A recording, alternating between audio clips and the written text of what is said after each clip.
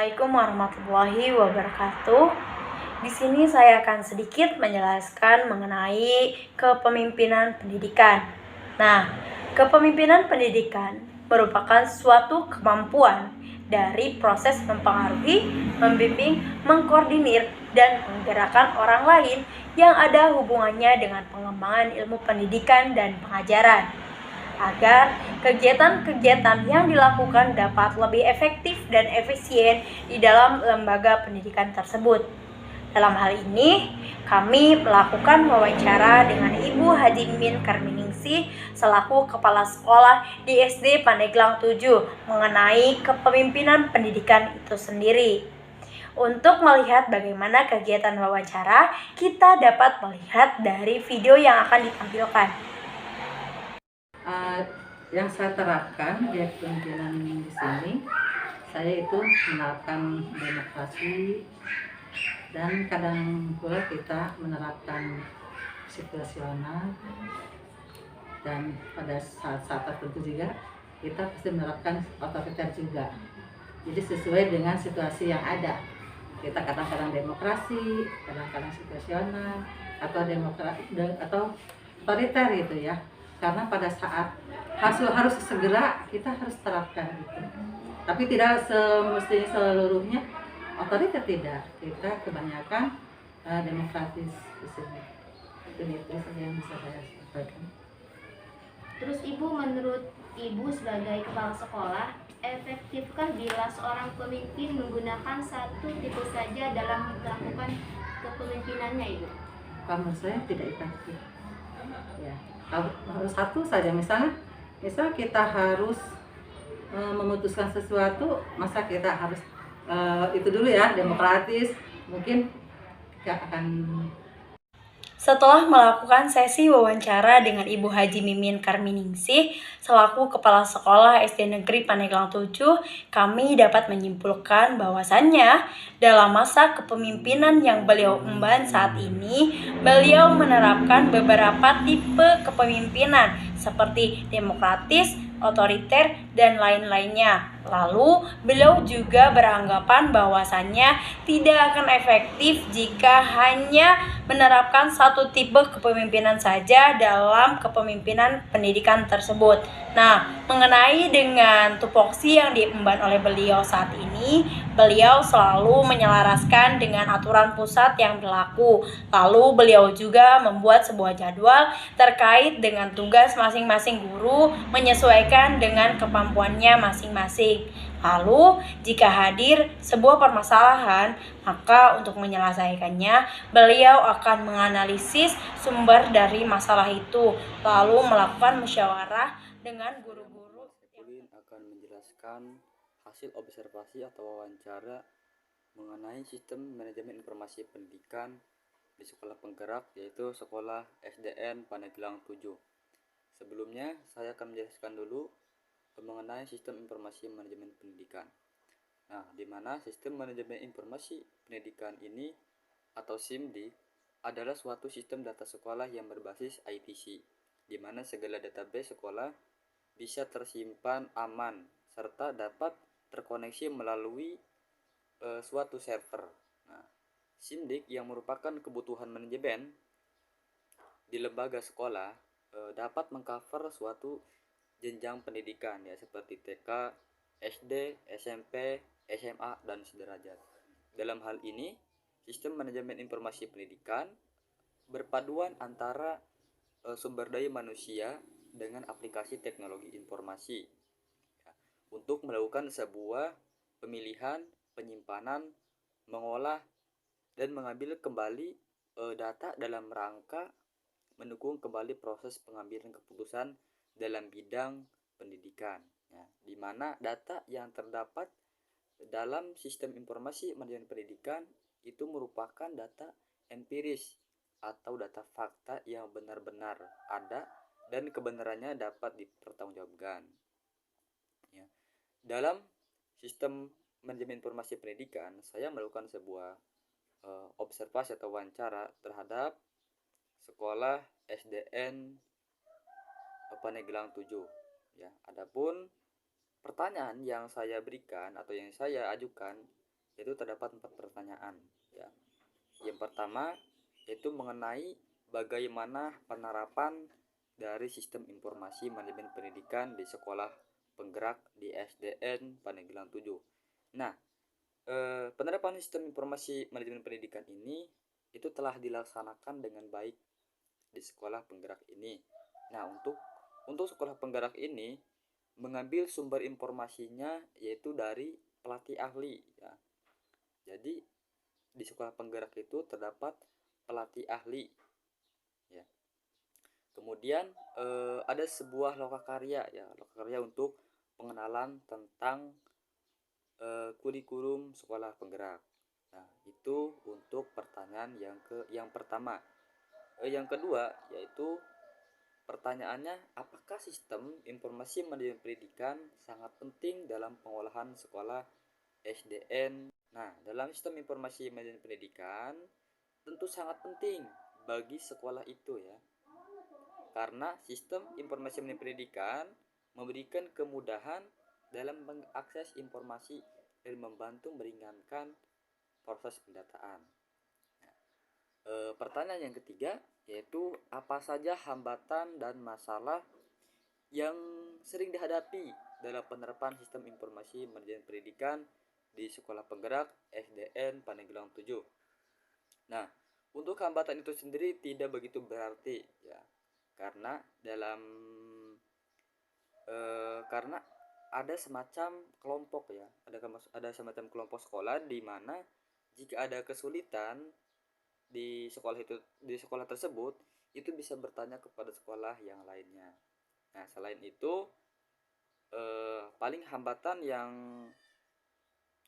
dihadapi yaitu sinyal ya, karena terkadang sinyal yang di SD Pandeglang 7 itu buruk ya, tidak baik.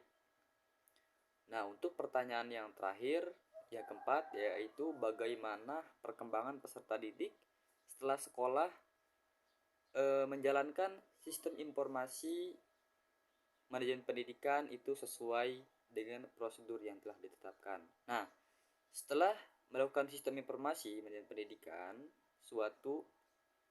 sesuai dengan prosedur, nah perkembangan anak di sekolah itu sangat baik sekali. Nah, banyak peserta didik yang aktif dalam melaksanakan pembelajaran. Nah, selain itu peserta didik juga aktif dalam bertanya. Nah, jika suatu materi yang tidak dapat dipahami itu bertanya kepada gurunya. Nah, sekolah itu memanfaatkan lingkungan sebagai sistem pembelajaran atau membantu dalam proses pembelajaran siswa. Mungkin itu saja yang dapat saya sampaikan. Assalamualaikum warahmatullahi wabarakatuh. Pada sesi kali ini kami akan menerangkan hasil wawancara terkait manajemen kurikulum yang diterapkan pada SDN 7 Pandeglang, di mana ada beberapa pertanyaan yang kami utarakan. Yang pertama, kurikulum seperti apa yang diterapkan dalam pelaksanaan pembelajaran sekolah penggerak ini? Yang diketahui pada masa pandemi ini, kurikulum berubah begitu cepat, serta faktor-faktor atau hambatan apa yang dirasakan pada manajemen kurikulum yang diterapkan.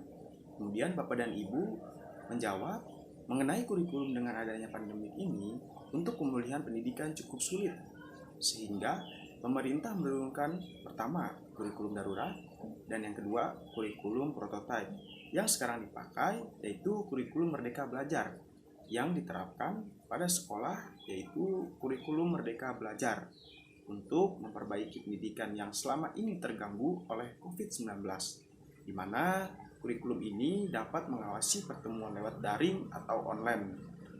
Kemudian hambatan yang dirasakan terutama pada siswa, karena kan siswa yang berada di daerah pegunungan, di desa itu terkait IT yang terkadang anak-anak tidak mempunyai smartphone.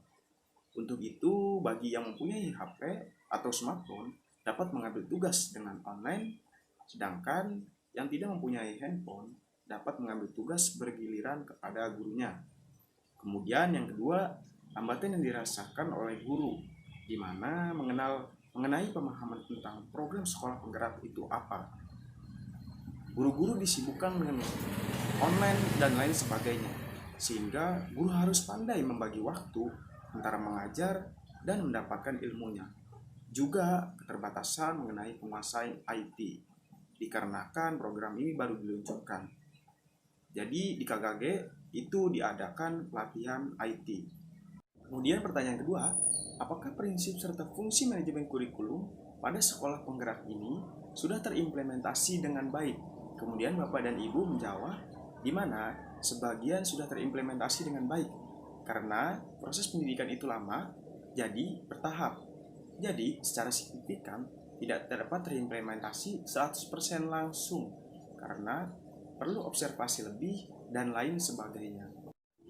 Kemudian pertanyaan ketiga, dampak seperti apa yang cukup dirasakan setelah beralih menjadi sekolah penggerak dengan manajemen kurikulum yang diterapkan? Di mana dalam hal ini Bapak dan Ibu menjawab bahwasannya dampaknya semua guru dituntut untuk lebih kreatif dalam menentukan metode apa pada siswa supaya siswa sendiri senang dalam belajar. Sebab itu pelajaran Merdeka Belajar bermuara pada siswa. Jadi guru dituntut untuk lebih kreatif dalam hal ini. Kemudian sekolah penggerak itu memiliki profil Pancasila. Ada 6 poin, diantaranya gotong royong, mandiri, kreatif, dan lain sebagainya. Pun diolah kembali kemampuan, menggali kemampuan melewati produk-produk yang ditampilkan di pameran. Nah, sekolah penggerak sendiri juga ada program pameran. Dalam hal ini sudah terlaksana dalam SDN 7 Pandeglang ini. Beberapa diantaranya dengan dipandu oleh Dewan Guru sendiri dan juga kepala sekolah.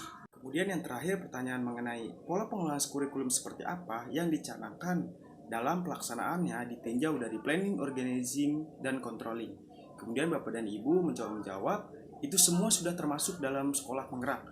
Kemudian mengenai controlling itu sendiri, terdapat evaluasi diri dari pelatihan ahli, dari pihak-pihak dinas terkait, juga terdapat monitoring menjadi ajang pertukar pendapat dalam menceritakan hambatan-hambatan. Dari situlah muncul evaluasi dan perbaikan lagi. Karena ini semua berproses menuju sempurna, dan ini pun menjadi hal baru khususnya sekolah SD 7 Pandeglang ini. Kemudian di sisi controlling ini juga diadakan seperti tes, juga diadakan semacam project, dan hasil proyeknya akan ditampilkan pada sesi controlling tersebut. Kesempatan kali ini saya akan sedikit membahas mengenai manajemen tenaga didik dan tenaga kependidikan di Sekolah Penggerak SDN Pandeglang 7. Dalam pertanyaan, apakah ada perbedaan antara guru di sekolah penggerak dan guru di sekolah biasa? Jawabannya sudah jelas, ada perbedaan antara guru di sekolah penggerak dan guru di sekolah biasa. Perbedaannya adalah guru penggerak ini harus lebih memahami, mengerti, dan menguasai IT, dan juga harus lebih bisa memahami karakter dari setiap peserta didik.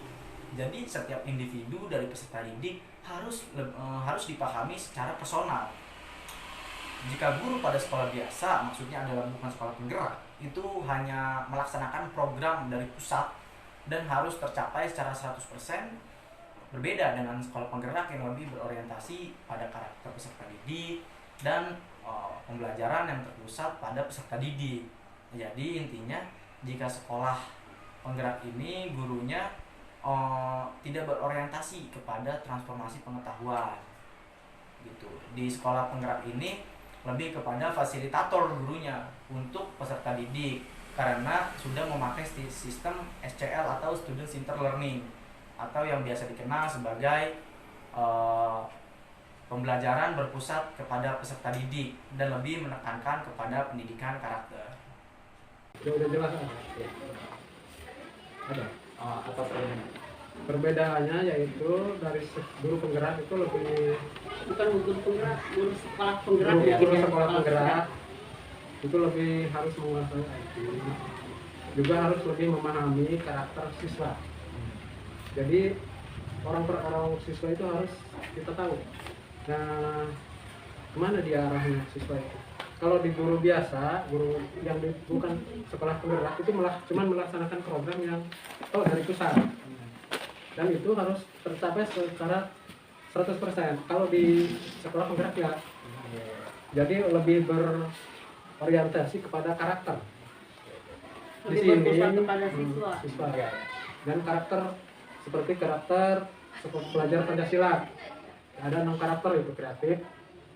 Banyak ya. Mandiri, gotong royong, berkebinekaan, global. Berarti ada perbedaan yang kalau misalkan sekolah biasa itu terpaku kepada transformasi pengetahuan ya. Iya, Kalau betul. di sekolah penggerak ini lebih kepada pendidikan karakternya. Betul. Dan yang kedua yaitu mengenai manajemen pendidik dan tenaga kependidikan. Dijelaskan bahwasanya manajemen di sekolah penggerak ada semacam DKP, yaitu Dewan Komite Pembelajaran. Ada guru kelas 1 dan guru kelas 4. Guru kelas 1 ini disebut sebagai guru kelas bawah, dan guru kelas 4 ini disebut sebagai guru kelas tinggi. Gitu. Baru ada kelas 1 dan kelas 4. Mengingat program sekolah penggerak di SDN Pandeglang 7 baru berlangsung selama 1 tahun. Jadi masih dalam tahap membangun gitu.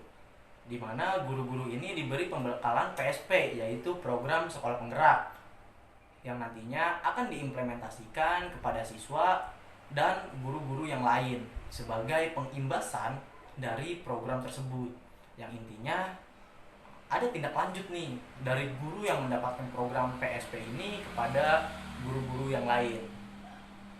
Lalu mengenai pertanyaan dampak dari sekolah penggerak ini, disebutkan bahwa program sekolah penggerak ini memberikan dampak yang sangat signifikan dalam pembelajaran tentunya, karena memberikan hal-hal yang sebelumnya tidak ada gitu di sekolah ini, seperti penggunaan IT dalam pembelajaran, yang mana hal tersebut berimplikasi kepada peserta didik yang lebih mudah menerima atau mencerna materi yang dijelaskan. Pembelajaran lebih bersistem kepada ICT, perangkat ajar yang digunakan seperti Infokus, laptop, materi yang diambil pun dari beberapa sumber seperti YouTube, internet, PowerPoint yang dibuat guru, atau buku-buku e-book lainnya. Mengenai pertanyaan tentang controlling mutu dan kualitas, dijelaskan bahwa controlling dilakukan dengan cara mengadakan proyek seperti showcase, yang mana merupakan sebuah controlling sejauh mana sih program dilaksanakan dan apa aja hasil yang dihasilkan dari program ini setiap 1 semester, yang mana udah dilaksanakan sebanyak 1 kali. Adapun dari pihak Kornil dan pelatih ahli, Kemenristek mengontrol kualitas dan mutu dari program sekolah penggerak ini. Disimpulkan bahwasanya program sekolah penggerak ini adalah sebuah program yang bertujuan untuk meratakan kualitas pendidikan yang ada di Indonesia, terlihat dari program-program kerja yang telah dilaksanakan, seperti pemerataan di sektor IT, yang mana sebenarnya penggunaan IT atau penggunaan ICT dalam belajar itu sudah banyak dilakukan oleh sekolah-sekolah. Perkenalkan, nama saya Sarina. Di sini saya akan menjelaskan mengenai manajemen peserta didik.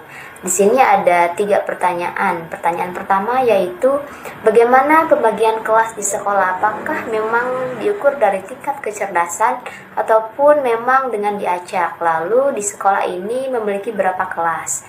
Jawabannya, kalau kita tidak ada klasifikasi antara cerdas atau tidaknya, karena kita berusaha untuk melihat dari sisi usia, karena memang usia ideal masuk kelas 1 itu 7 tahun. Mungkin itu dari usia, bukan dari kecerdasan. Nah, di SDN Pandeglang 7 sendiri ada 6, jadi setiap kelas itu berbeda-beda jumlahnya dan tidak dibatasi jumlahnya, karena kami dalam penerimaan siswa baru sebanyak-banyaknya. Kami terima tapi tetap dengan memperhatikan persyaratan usia itu. Dan juga di sekolah penggerak ini tidak ada klasifikasi, sebab dianggapnya anak semua itu tidak ada yang bodoh dan juga tidak ada yang pintar. Sebab begini, karena bermuara pada siswa sesuai dengan kebutuhan siswanya. Umpamanya anak itu pandai matematika, nah belum tentu anak tersebut itu pandai menggambar. Jadi dapat disimpulkan bahwa di sekolah penggerak ini tidak ada klasifikasi. Semuanya sama berdasarkan kompetensinya masing-masing. Pertanyaan kedua, bagaimana tata tertib yang dilakukan sekolah? Apakah memang menggunakan sistem hukuman jika tidak ada yang mematuhi? Jawabannya, sebetulnya bukan hukuman, tapi lebih kepada efek jera. Karena kita menerapkan disiplin. Hukuman pun tidak berat, paling kalau misalkan siswa kesiangan terus tidak mengerjakan PR. Paling siswa diminta untuk mengambil sampah-sampah yang berserakan, dan itu pun kenapa kita lakukan seperti itu? Karena itu salah satu untuk membina peserta didik, untuk menjaga kebersihan dan juga disiplin. Kita juga memperhatikan semacam perundungan, jadi anak senyaman mungkin di sekolah. Walaupun ada kesalahan sehingga anak menyadari akan kesalahannya. Jadi kita tetap berusaha mengelola sekolah ramah anak. Pertanyaan ketiga, menurut Bapak atau Ibu, bagaimana cara mengontrol tingkah laku peserta didik yang memang terisolir? Jawabannya yaitu, kita adakan semacam pendekatan kepada peserta didik. Juga memberikan pengertian kepada siswa yang lain, bahwa setiap orang itu wajib untuk dihargai, setiap orang itu pastinya wajib untuk dihormati. Dan anaknya kita rangkul, kita dekati, dan akhirnya nanti dia percaya dirinya timbul kembali. Mungkin hanya itu yang bisa saya sampaikan mengenai penjelasan manajemen peserta didik. Kurang dan lebihnya. Assalamualaikum warahmatullahi wabarakatuh. Saya Reva Yunartasari. Di sini akan sedikit menjelaskan mengenai manajemen keuangan dan sarana prasarana. Nah, seperti yang kita ketahui bahwasannya manajemen keuangan sekolah merupakan suatu proses pengurusan, penatausahaan, serta pengelolaan yang mana di dalamnya mencakup dengan kegiatan perencanaan, pencatatan, pelaksanaan, pertanggungjawaban, serta pelaporan. Dengan melakukan proses manajemen keuangan, maka kebutuhan dan ketersediaan dana untuk kegiatan sekolah termasuk di dalamnya pengadaan sarana dan prasarana yang dibutuhkan dapat terpenuhi dengan efektif dan efisien. Dalam manajemen keuangan dan sarana prasarana ini, kami melakukan observasi yakni dengan cara wawancara dengan Ibu Nurhayati selaku pengelola biaya operasional sekolah atau lebih jelasnya sebagai bendahara sekolah di SD Negeri Pandeglang 7. Dalam wawancara ini, kami mengutarakan beberapa pertanyaan seputar manajemen keuangan dan sarana prasarana yang ada di sekolah tersebut. Untuk melihat bagaimana kegiatan tersebut, kita dapat melihat dari tampilan video berikut. Khususnya yang kami terima dari PPM 7 bahwa sumber anggaran pengelolaan biaya operasional sekolah ini adalah bersumber dari APBN ya. Itu anggaran dari pusat, itu kami mendapatkan sebenarnya biaya operasional itu bos kinerja dan bos reguler. Bos kinerja semua tercantum dengan peraturan yang sudah ada. Untuk terkait alokasi anggarannya itu kemarin saya juga sarana prasarana atau kegiatan pendukung media pembelajaran juga. Ada, semua sudah tertera, jadi kami melakukan ini tidak terpelenceng dari juknis yang telah dilaksanakan atau diperintahkan oleh peraturan-peraturan yang sudah tercantum dengan permen-permennya di sini ya. Di antaranya ya, kalau umpamanya, nah di sini jelas sekali pada tahun 2021 khususnya sekolah penggerak bahwa di sini adalah pertama kalinya mendapatkan bantuan operasional di Padang 7 khususnya Kecamatan Pandeglang, Kabupaten Pandeglang pada tahun anggaran 2021 itu nomor 31 ya tahun 2021 tentang perubahan atas peraturan pendidikan kebudayaan riset dan teknologi nomor 16 tahun 2001 tentang petunjuk teknis pengolahan dan bantuan operasional, itu bantuan bos kinerja ya Bu ya enaknya.